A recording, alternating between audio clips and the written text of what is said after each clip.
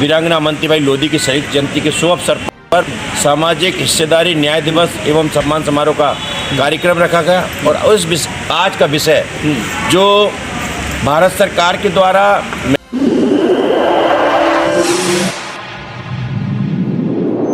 इस news channel पर जो भी वक्ता ने कहा वो उसकी अपनी राय है, जिसकी पुष्टि नेशन न्यूज इंडिया नहीं करता। धन्यवाद। महिला आरक्षण बिल 2023 और जातिगत जनगणना को लेकर आज विषय को लेकर यहाँ पर कार्यक्रम का आयोजन किया गया।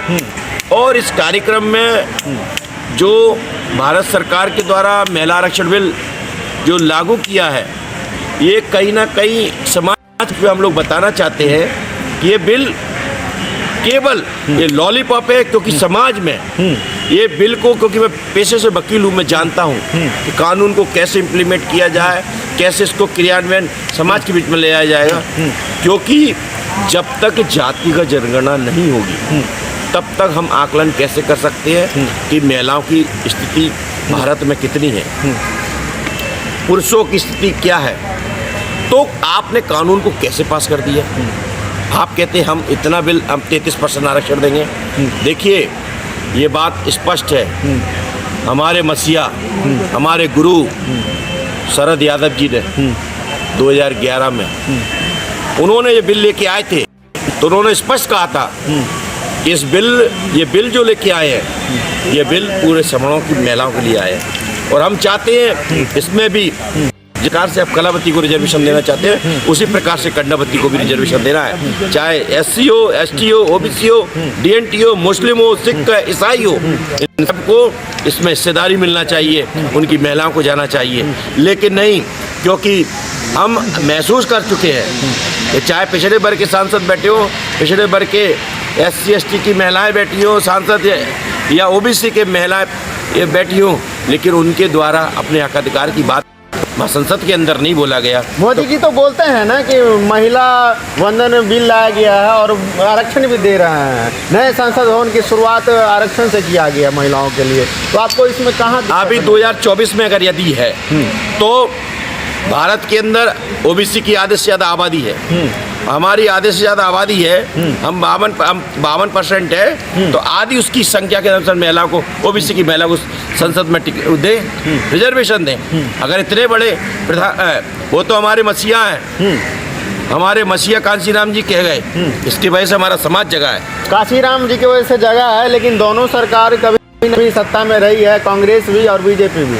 तो वो कहती है जब कांग्रेस शासन में रहती है तो उसको ध्यान नहीं आता है। अभी वो बोले कि होना चाहिए OBC महिलाओं के लिए, इस पर आपका क्या कहना है? देखिए, ये केवल अगर कांग्रेस कहती है या भाजपा कह रही है, वो अपने संगठनों में ही हिस्सेदारी दे दे, पिछड़ों को दे दे, दलितों को दे दे, ये सब छोड़ो, सांसद की तो बात छोड़िए, ये अपने संगठन में ही दे दे। राहुल जी बोल रहे हैं हम जातिगत जनगणना का समर्थन देते हैं, कांग्रेस में आज देख लीजिए, मध्य प्रदेश में चाहे राजस्थान में SC ST की तो रिजर्वेशन है, लेकिन पिछड़ों के साथ आपने धोखा किया, आपकी पार्टी ने धोखा किया कि हम हिस्सेदारी नहीं दे पाए, और इसका कारण दिखाई दे दिया। अच्छा, आप कुशवाहा समाज से आते हैं और मैं भी एक कुशवाहा हूँ, आपने कितना देखा हिस्सेदारी सामाजिक कार्य में रुचि है कुशवाहा समाज? देखिए, कुशवाहा समाज की तो बात है, हमारे पुरखे महात्मा फुले हैं, बाबू जगदेव प्रसाद है, चंद्रगुप्त मौर्य है। देखिए, एक बात मैं कहना चाहता हूँ,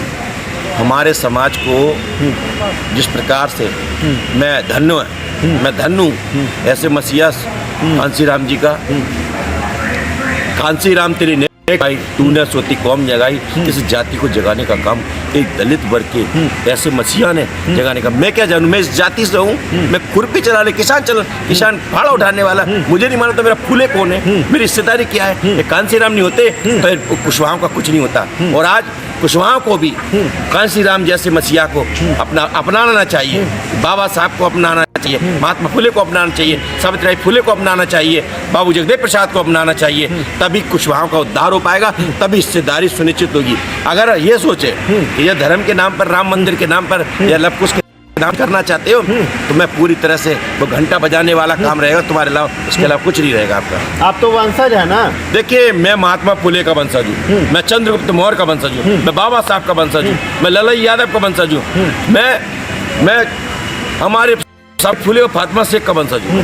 इस बात के लिए मैं कहना चाहता हूँ, मैं कोई पाखंडवादी व्यवस्था का मैं पोषक नहीं हूँ। आपको सनातन की और मोदी जी घसीट रहे हैं, आप बोल रहे हैं कि मैं इनका पूर्वज हूँ, दोनों में क्या डिफरेंसेज है? देखिए, वो ब्राह्मणवादी व्यवस्था, वो मनुवादी व्यवस्था के और ये बहुजन आइडियोलॉजी जो समता बलिराजा के राज्य में हम उनके भी अनुयायी हैं। सम्राट नहीं, बलिराजा की बात कर रहा हूँ। हमारा राजा था जिन्होंने कहा था कि मैं दिलों पर राज करता हूँ, मैं जमीन पर राज नहीं करता, मैं उसका वंशज हूँ। तो ये बात को समझ लीजिए कि हम लोग आज भी बलिराजा के अनुयायी और हमारे लोग भी आज भी कह रहे हैं कि अला भला जाए बलि का राज जाए, तो सत्य का राज यही तो चाहते हैं हम लोग। और यही डिफरेंट है, वो मनुवाद का देख तो रहे हैं पूरा।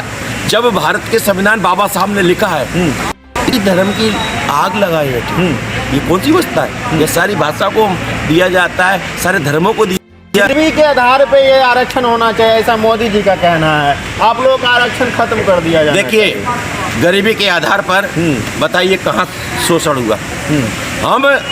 हमने देखा है कि मध्य प्रदेश से आए, चाहे हरियाणा से आए, चाहे पंजाब से आए, आज भी नेता समण जाति के लोग अपना कप को कुर्ते के अंदर रख के रखते हैं और अब वो चाय पीते हैं अपने बर्तन में रखते हैं। तुम्हारा दलित पिछड़े और वंचितों का कब में चाय पीना भी पसंद नहीं करते। किस बात पे आरक्षण की बात कर रहे हैं? आर्थिक आधार पर आरक्षण होना चाहिए? अरे जाति के अंदर दमन किया जाता है, हम जानते हैं। हमारे लोगों को कितना, हम चंबल में रहते हैं, बघेलखंड में रहते हैं, हमारे साथ कितना दमन होता है, हम जानते हैं। हम न्यायालय में रहते हैं, न्याय जाति देख कर न्याय देता है। ये स्थिति देखिए, वह जातिवादी लोग भी बैठे हैं, वो समतावादी है, वो हमारे लिए। आपको लगता है मोदी जी डर गए हैं? आप मुसहर के घर में भी चाय पीना पड़ रहा है। देखिए, उन्हें सब पता है, उनको सब पता है, वो जानते सब कुछ है, वो जानते हैं, लेकिन वो पूरी तरह से एक इवेंट की तरह प्रवृत्त कर रहे हैं, जैसे समाज को पूरी तरह से आकर्षित करने का।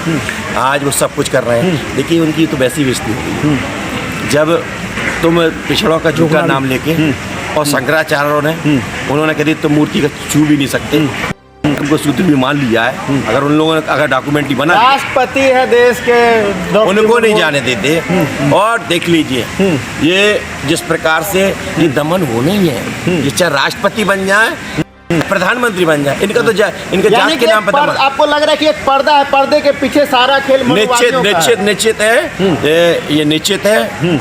देखिए, आप देख रहे हैं ना कि जिस मंदिर से बाबा साहब को मारपीट की थी, उसी मंदिर में जा रहे हैं, लेकिन उसको कितना प्रधानमंत्री होने के बाद भी सोच रहा है कि मैं इस मंदिर में कहीं मुझे भी नहीं मारने लगे। वो डरता बहुत है। धर्मेंद्र जी, आप आरक्षण की बात कर रहे हैं और संविधान आपका खतरे में है, संविधान चेंज हो रहा है, तो आपका आरक्षण कहाँ से मिलेगा जब संविधान चेंज हो जाएगा? तो देखिए, एक बात समझ लीजिए, उनका बाप बदल नहीं सकता। अब समाज, बहुजन समाज भी तैयार होने लगा है, और इस बात के लिए भी हम संसद में बताएंगे, आने वाले सत्र में हम बताएंगे चंबल से, और हम बुंदेलखंड से लेके आ रहे हैं 1000 महिला को, और आरक्षण की बात करेंगे, जहाँ से हटेंगे नहीं, चाहे भी चले, चाहे वो कितना भी हमको अरेस्टमेंट करे। धर्मेंद्र जी, जब 149 सांसदों को बाहर कर दिया जाता है, तो आप लोग किस खेत की मूली हैं? इमरजेंसी लागू हो गई है, अब समाज तैयार होने लगा है। हम तो कह रहे हैं जितनी हम पे मार पड़ी, हमारा समाज भी तैयार हो रहा है। नहीं, कितना करेंगे?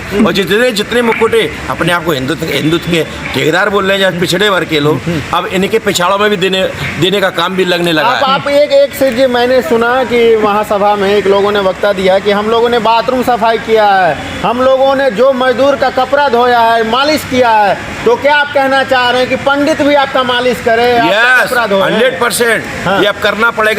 हमने इनका ठेका नहीं ले लिया, हमने कोई ठेका नहीं ले लिया। हमारे पुरखों ने कौन कपड़ा धोएगा? अरे जो जातिवादी लोग हैं वो हमारे कपड़े धोएंगे।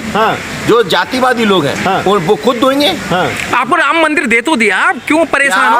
राम मंदिर आपको बैठने के लिए दिया है, घंटा बजाने के लिए दिया? घंटा बजाते रहो और अपने बच्चों के अधिकार नहीं मांगो, हिस्सेदारी नहीं मांगो। बस हम तो राज करेंगे, और हमारी एक दुकान खुल गई है। अब मैं एक बात कहना चाहता हूँ, 5 किलो लड्डू जेल लेके जाइए, आपके बच्चे PhD का डिग्री अपने आप लिया कहीं, ऐसा तो नहीं है? अरे ये तो सारा तेज नहीं। हाँ, देखिए, एक बात समझ लीजिए, जो आप कह रहे हैं, ये अगर नौकरी मिलना है, ये जितने भी लोग हैं, अगर जो मंदिर में जा रहे हैं, जिस दिन हमारा समाज उस उस कॉलेज में महाविश्वविद्यालय में यदि जाएंगे ना, उस दिन IAS IPS बनेंगे। और कौन सा ऐसा व्यक्ति है, मैं भारत के अंदर चैलेंज करना चाहता हूँ आपके चैनल के माध्यम से, कि मंदिर में जाके उसको IAS बना दिया हो, या उसको राष्ट्रपति बना, न्यायालय का जज बना दिया हो। मंदिर में जाने के बाद IAS बनेगा या कॉलेज में जाने के बाद? कॉलेज में जाकर बनेगा। हाँ। अरे हम तो कॉलेज का ऐड किया जा रहा है जितना मंदिर का किया जा रहा है। देखिए ये उनका, ये जो मंदिर है ना, यही उनका राजपाट है। क्योंकि वो धर्मेंद्र जी, आप भूल रहे हैं क्या, लेटर एंट्री से कितने लोग सचिव बना दिए गए हैं, मंदिर के माध्यम से बने वो। यस करेक्ट, ये बात सही है कि वो बना दिया। देखिए इसी को मनुस्मृति बोलते हैं, और वो जितना जा रहा है ये समाज के लिए घातक है। मैं तो आपके चैनल के माध्यम से कहना चाहता हूँ, ए पिछड़े वर्ग के लोगों, ए दलित समाज के लोगों, ए आदिवासी लोगों, ए मुस्लिम समाज के लोगों, एक हो जाओ। तुम्हारा खत खाया जा रहा है। अब जब तक तुम नहीं एक होगे, ये जितना भी पंडित को नौकरी मिल रहा है राम जी के दरबार में, यही तो समझाना है, उनको बताना है कि तुम्हारा ये धर्म से तुम्हारा कोई लेना देना नहीं है। क्योंकि तुम पंडित आप नहीं बन सकते हैं। देखिए हम बन सकते हैं ना, हमको बनने के बाद भी नहीं कहते, हम जितने भी हैं उनकी औकात दिखाई देती है। आप देख लीजिए, चाहे रितंबरा हो नाई समाज से, चाहे चाहे तुम साक्षी महाराज हैं, उमा भारती लोधी समाज से है, चाहे आप विनय कटियार हैं, और आप देख लीजिए कि इनकी स्थिति क्या बना दी है, इनकी जातिया कुल के क्या स्थिति नहीं बना दी है। रामनाथ कोविंद भी राष्ट्रपति पूर्व में, अभी भी द्रौपदी मुर्मू जी है, दोनों के बारे में क्या कहना चाहिए? देखिए एक बात समझिए,